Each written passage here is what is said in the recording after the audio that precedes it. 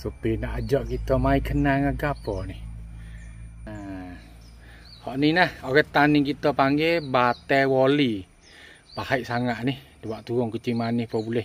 Kalau misalnya kalau kita koyak tu, kalau kita nak mamuh batai wali ni, kita tak ada gigi susah.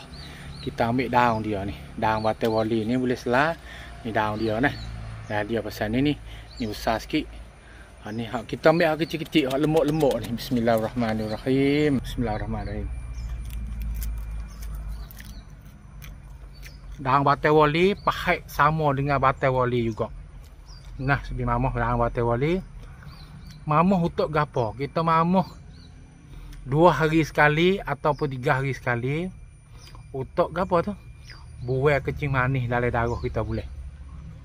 Mudah-mudahan nah. Daun batai wali kusiak dia ada juga. Kita mamuh 2 hari sekali, 3 hari sekali untuk buai kencing manis kita boleh. Lepas pada tu kita minum air. Alhamdulillah.